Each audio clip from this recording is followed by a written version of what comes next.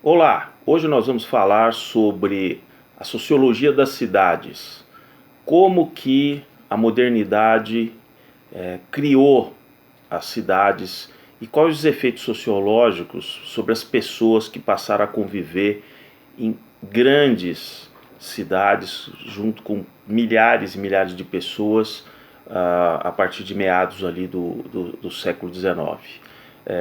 E como isso também tem uma interface em relação às descobertas científicas e como as pessoas passam a ficar refém daquilo que é pautado, seja pelos interesses do capital, seja pelos interesses daqueles chamados intelectuais e dos tais especialistas. Então, aguarde aí, vamos para a vinheta e em seguida vamos para a sociologia das cidades.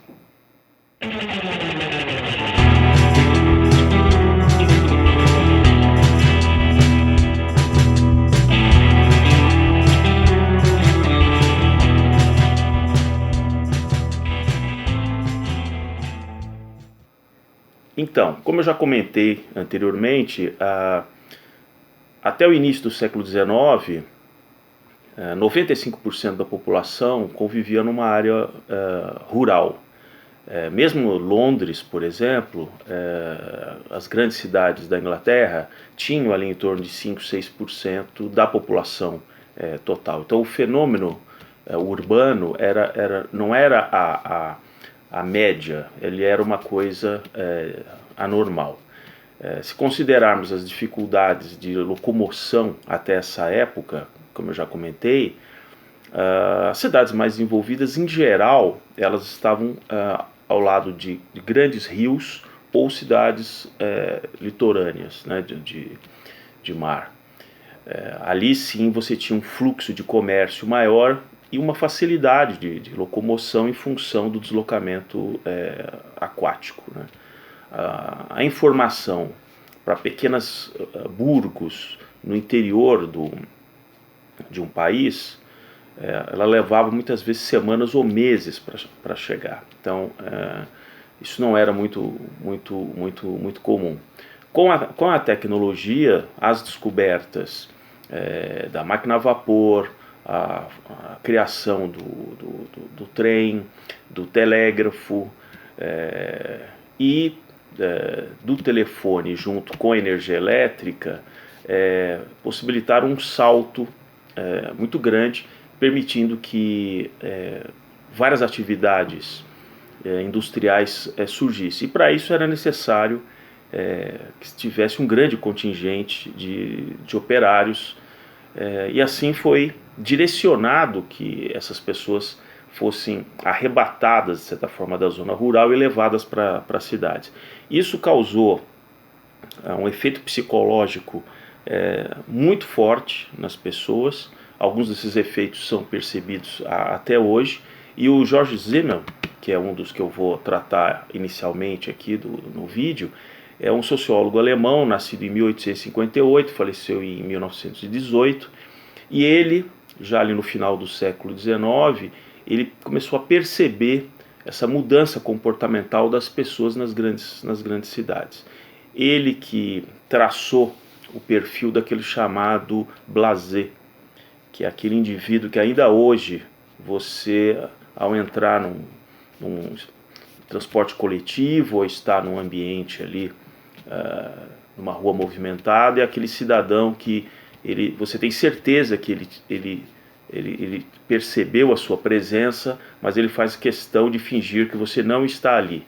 Ele é um ser que ele tem sim a noção do contexto à sua volta, mas o que o George Simmel afirma é que, diferente de quando as pessoas estavam num ambiente rural ou numa pequena cidade, onde todas as pessoas em que ele encontrava ao longo de um dia de trabalho eram pessoas conhecidas. Então havia uma interação natural com essas pessoas, que inclusive eram chamadas pela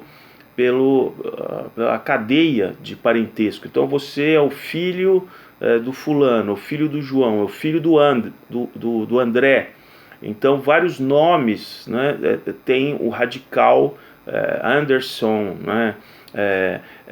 Vários dessas pessoas eram chamadas simplesmente pelos membros da família. Quando ela vai para a cidade grande, ao longo de um dia, ela praticamente não conhece ninguém ali. E cada pessoa está no seu microcosmos, resolvendo o seu problema cotidiano. Então, essa é uma outra coisa que é interessante na criação das cidades, o efeito do cotidiano, que é uma repetição que muitas pessoas não sabem exatamente como é que aquilo foi planejado, mas não foi decidido individualmente pelas pessoas. Existe aquele que detém o poder, seja da organização da cidade, seja do capital, organizou a cidade daquela forma. Por isso que várias fotos antigas, isso era muito comum de se observar as cidades com gigantescos relógios. O relógio passou a pautar a vida daquelas pessoas, porque ela tinha hora para entrar na fábrica, hora para parar para fazer uma refeição, hora para sair. Então, perto do transporte coletivo, ou nos trens, ou das estações, ou em prédios públicos, a figura do relógio passou a ser muito frequente. Então, o convívio social passou a ser paulatinamente cada vez mais pautado por uma questão contábil. Por isso, aquelas frases, tempo é dinheiro, né? Que foi encomendado, inclusive, isso aí não é uma coisa dos laboratórios e as empresas Disney, não. Isso é uma coisa que o governo, recém-criado governo republicano nos Estados Unidos, encomendou por Benjamin Franklin. Quem escreveu o manual do uso do tempo, a pedido do governo americano, com uma cartilha de finanças, foi o Benjamin Franklin. Ele cunhou, né? A frase não é só essa, tempo é dinheiro, crédito é dinheiro. Então, essa noção contábil passou a dirigir todo o fenômeno social.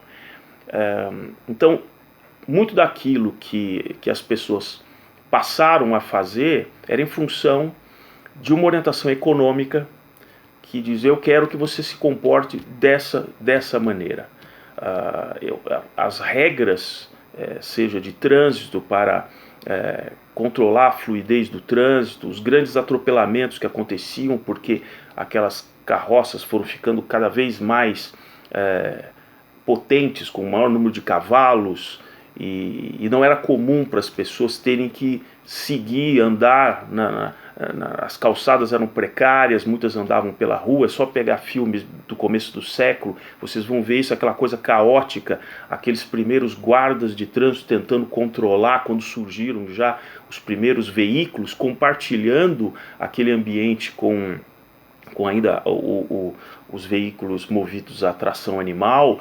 Então, as cidades se tornaram um ambiente extremamente inóspito, e inclusive as pessoas queriam sempre preservar uma coisa que elas tinham naquele imaginário, quando elas ainda viviam naquela zona rural, da individualidade, da privacidade dela. E as cidades quebram isso totalmente.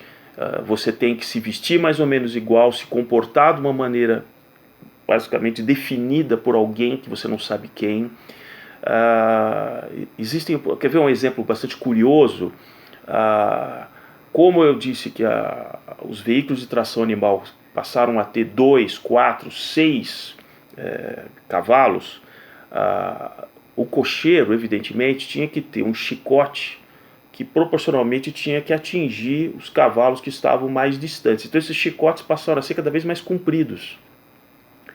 E ao dar nem que fosse para assustar o cavalo ali, dar um estalo no chicote, ele tinha que esticar aquilo e depois fazer um movimento de recuo para guardar ali o chicote ali junto ao cocheiro. Nesse movimento de recuo, muitas vezes ele acertava um transeunte que estava ali próximo da carruagem. Isso passou a ser mais, esses acontecimentos, esses acidentes, mais frequentes em Londres, que começou a ficar muito grande, e com ruas estreitas, medievais. Então, se organizou uma comissão para estudar como diminuir o número de acidentes por chicotada nos transeuntes. E essa comissão chegou à seguinte conclusão. Ela fez um estudo, naquela época também já tinha toda aquela questão da engenharia ou dos tempos e movimentos, que depois desemboca no Fordismo, né, de tudo tem que ser medido, controlado, qual é a melhor posição da ferramenta, do operário, enfim.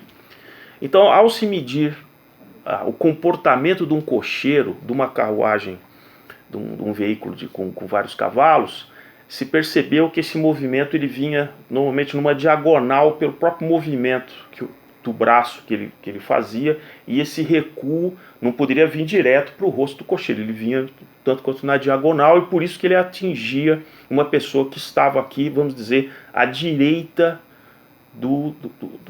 daquela carruagem. Então o inglês, de um jeito muito prático, ele diz, bom, como eu não posso mudar as calçadas, porque elas já estão ali, eu vou mudar aonde as carruagens, por onde elas trafegam. E eles mudaram o posicionamento das carruagens, que elas ficassem à esquerda da rua, digamos que numa rua que tivesse um sentido único, por exemplo. Ela ficava o mais à esquerda possível. E mesmo numa rua de uma avenida larga, ela ficava mais na faixa do lado esquerdo. Aí vocês já perceberam por que da chamada mão inglesa, que os automóveis, por terem surgido após essas decisões com relação aos veículos de tração animal, tiveram que andar junto com as carruagens. Por isso que na Inglaterra foi adotado a mão inglesa, por uma questão simplesmente de preservar os transeuntes, porque na medida em que o cocheiro agora fazia o recuo do chicote, ele ia praticamente para o meio da rua. No máximo que podia acontecer, ele chicotear de repente com outro cocheiro ou um cavalo que vinha na direção contrária. Então foi uma questão muito pragmática para ter que acomodar aquele espaço físico com aquele crescimento dos veículos de tração animal. Vejam a complexidade de ter que se gerenciar um evento novo que nós temos. As cidades têm, da maneira que nós conhecemos hoje, elas têm menos de 250 anos. Vamos para um outro aspecto aí que começa a envolver essa junção da questão social, de como resolver questões sociais, o efeito do capital que passa a dirigir tudo que numa cidade possa comprometer a maior fluidez do capital, da questão contábil, ela vai ser direcionada para privilegiar o capital. Por isso que cidades foram redesenhadas, muitos lugares foram demolidos, os bairros operários foram construídos sob um certo plano arquitetônico, tudo para otimizar o uso do capital. Tempo é dinheiro, tempo é dinheiro. Então vamos pegar um caso que aí vai refletir muito nessa questão que paralelamente eu tenho discutido com vocês, do mantra sempre dos especialistas. É inegável que existem cientistas com espírito social, que fazem as suas pesquisas e que não querem estar na luz dos holofotes, querem estar fazendo aquela pesquisa da moda. Essa é a grande maioria, de fato, de cientistas. Mas existem algumas áreas que são do interesse ou de grupos econômicos poderosos que querem proteger as suas patentes, como no futuro eu vou falar sobre o grande lobby para a troca dos fluidos refrigerantes no meados dos anos 80, porque as patentes estavam acabando e se criou todo o mantra do buraco de ozônio com relação ao uso dos CFCs. Então tem muito de lobby também. Não dá para imaginar que mesmo hoje, por mais que existam organismos governamentais em vários países que tentem limitar a formação de cartel, de monopólio, de concorrência desleal, mas isso não quer dizer que essas práticas desapareceram. Então vamos pegar um caso real que vocês podem pesquisar, que de fato aconteceu, que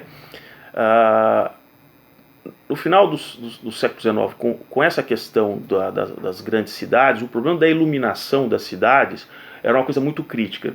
As cidades que já existiam, principalmente nas cidades portuárias, já se usava muito candelabros com óleo de baleia, ficava queimando aqueles candelabros o óleo de baleia. o que causava um cheiro e uma fuligem gigantesca, mas era o que eles tinham, usar o óleo de baleia. Com o advento de canalizar gás, se passou a utilizar o gás em tubulação e lampiões a gás, como até cidades aqui no Brasil tiveram a oportunidade de conviver com isso, como Rio de Janeiro, São Paulo, com aquelas postes duplos, né, com luminárias duplas. E, como eu vou mostrar aqui nesse pequeno desenho, você necessariamente tinha que, logo que escurecia, Nova York tinha milhares, né, chegou a ter milhares na virada do século, de acendedores desse tipo de lampião. E depois, quando estava amanhecendo, eles tinham que voltar lá e apagar aquilo ali, fechar o gás. Então, essas prefeituras dessas principais cidades, com o advento da energia elétrica, começaram a imaginar a substituição disso por iluminação pública usando energia elétrica. Eu tenho um vídeo que eu comento isso no Instagram, no canal no Instagram, uns meses atrás, onde eu mostro que isso gerou inclusive greves, retaliações por parte dessa profissão. Era uma profissão desse lanterneiro de acender e apagar os lampiões. Agora vamos à questão em Nova York. Por volta ali de 1880, o Thomas Edison, veja, cientista e empresário, talentoso, inventou a lâmpada de bulbo, e pela maneira que ele descobriu aquilo, ele passou a utilizar os dínamos que geravam corrente contínua. Carregava essa energia em baterias, por exemplo, como são as baterias automotivas hoje, baterias de chumbo, né? E aquilo era alimentado, as luzes, as lâmpadas, com corrente contínua. O fato é que a corrente contínua, à medida em que você se distancia entre o ponto de geração ou o ponto de armazenamento e aquela lâmpada, a potência que você consegue transmitir, ela fica muito limitada. Você precisaria usar muito cobre, fios muito grossos, para que, por efeito do aquecimento ou de ruído, aquela capacidade de transmitir, você não perdesse, por exemplo, aquilo ali, você tem que levar 100 volts em corrente contínua para uma determinada distância. As perdas podem levar a que só chegue 70 volts naquele ponto onde você quer. Então as perdas eram muito grandes à medida que a distância aumentava. E as cidades só estavam aumentando e você tinha que eletrificar aquilo. De qualquer forma, até 1882, o Edison, por ser um cara bastante famoso, poderoso, ele conseguiu emplacar que a corrente contínua que era o caminho. Só que existia um sérvio, que é um dos maiores gênios comprovadamente documentados, do nível de um Leonardo da Vinci, que é o Tesla, Nikola Tesla. E o Tesla já estava ali nos Estados Unidos e ele era realmente apaixonado por eletricidade. E o Tesla, ele que descobre que você poderia usar um sistema de um rotor pelo fato da forma que a energia elétrica é produzida nesse rotor, ela gera o que é chamada corrente alternada. Ele muda a polaridade numa fração de segundos, por isso que existem 60 Hz, 50 Hz, quer dizer, em uns 50 avos ou uns 60 avos de segundo, aquela corrente muda, e isso tem uma série de vantagens, principalmente que você consegue transportar grandes tensões com baixa corrente, até que você chega e faz com um elemento que até hoje é chamado um transformador, e diminui aquela tensão, gerando com uma tensão mais baixa, mas uma corrente mais alta para aquele motor, para aquilo que você quer. A potência, como ela é uma relação entre a tensão direta com relação à corrente, quer dizer, a tensão vezes a corrente, se você, nessa equação, para a mesma potência, ou você aumenta a tensão, ou você aumenta a corrente, para atingir a mesma potência. Então, uma tensão maior com uma corrente menor é equivalente a uma corrente maior com uma tensão menor, dá na mesma, a potência que você entrega é a mesma.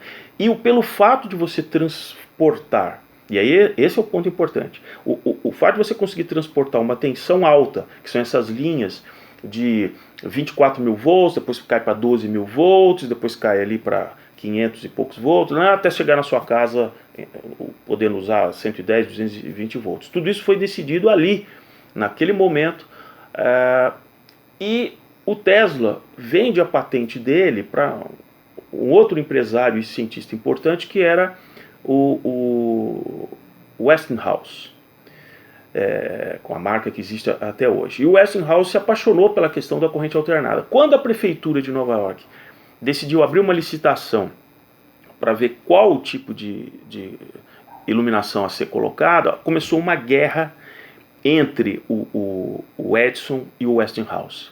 O Westinghouse já tinha patente para corrente alternada, e aí começou, e vejam bem, o Edison, ele tinha outros cientistas brilhantes trabalhando para ele nas empresas Edison. Ele passou a solicitar que esses cientistas que trabalhassem para ele fizessem várias experiências usando corrente alternada, mostrando como você, pelo fato de você transportar uma tensão maior, você literalmente eletrocutava, que esse foi o termo que ele começou a usar, eletrocutava. Então ele começou a fazer demonstrações na rua, ou filmando e mostrando, eletrocutando gatos, cães, para amedrontar as pessoas, dizendo que seria muito perigoso transportar uma tensão alta por cabos aéreos por toda a cidade. Vejam a que ponto chegou. Por isso que eu digo que não podemos ser simplesmente, por exemplo, ingênuos de achar que ainda hoje você possam existir certos cientistas que recebem sim financiamento a partir de outros interesses, né, além da ciência. Todos eles extremamente competentes, todos eles doutores. Mas o que a gente tem que sempre ver é se ele abandonou aquela questão de ser apenas cientista ou se ele passou também a ser ativista ou um empresário. Veja o caso do Edison.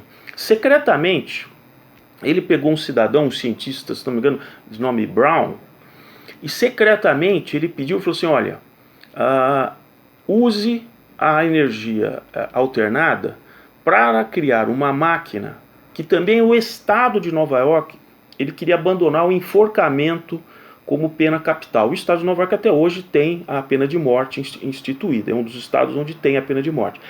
Eles queriam diminuir a questão de sofrimento do condenado e eles queriam que fosse criada uma nova máquina. E aí o Edison tem a ideia de que essa máquina poderia eletrocutar o condenado à morte. É a criação da cadeira elétrica. Ele paga para esse cientista, secretamente, desenvolver todo o projeto da cadeira elétrica. Em 1890, o estado de Nova York aceita que para um condenado que seria enforcado, um assassino, fosse usado pela primeira vez a cadeira elétrica. Não precisa dizer que os jornalistas foram lá documentar a execução. Como aquilo era... o cientista que criou isso, ele não tinha usado outras pessoas vivas para fazer o teste, não se sabia exatamente que nível de tensão e a duração da descarga para causar uma morte instantânea. O fato é que eles deram uma corrente que não foi tão mortal, aquele condenado ficou agonizando ali por alguns minutos, até que finalmente morreu. Os jornalistas acharam aquilo horroroso, mas o Edison, naquele momento, ele atingiu o objetivo dele, criar um desconforto enorme com relação à corrente alternada. Ficou parecendo, e ele usou um termo que do mesmo jeito que se tinha eletrocutar alguém, ele usava o nome do Westinghouse, trocando a parte de house como você vai ser Westingtrocutado, né, se usar isso. Então, isso é uma coisa que o capital e o uso da ciência é uma coisa que, esse exemplo que eu dei do uso da cadeira elétrica, é uma coisa que foi repetida várias vezes ao longo do século XX. Gigantescos grupos perceberam que eles poderiam sim usar o nome do cientista, aquela coisa, para benefício próprio.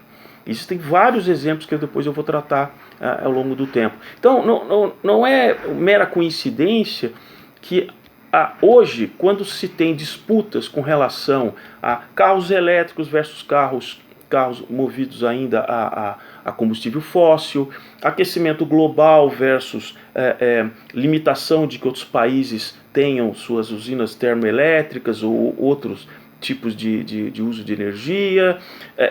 Então, por trás disso, tem sempre que se perguntar quem está pagando.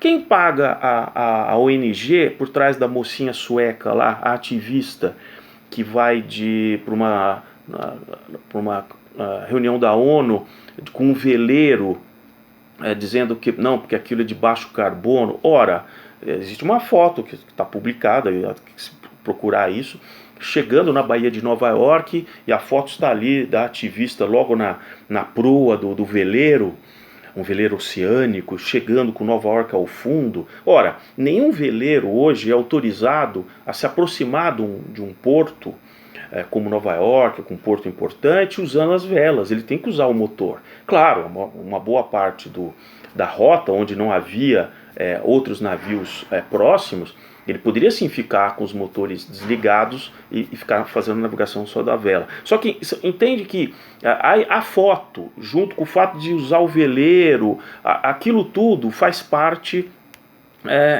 de uma narrativa de convencimento das pessoas de que aquela pessoa realmente. E se investigar, se sabe que, se não me engano, a ONU, que é uma fundação que está por trás daquilo, existem outras fundações. Então, hoje, muito do dinheiro de mega investidores ou empresas estão travestidas de fundações, e essas fundações têm outros filhotes, e aí sim esse filhote faz o investimento num desses movimentos ambientalistas aí que eu não vou citar, que são esses números aí, esses nomes conhecidos. Então, não estou absolutamente demonizando que organizações não governamentais possam fazer um excelente trabalho complementar fora a iniciativa pública, e a contribuição que a sociedade civil pode fazer. Mas tem que também se perceber se não há um uso político ou financeiro em muitas dessas organizações não governamentais.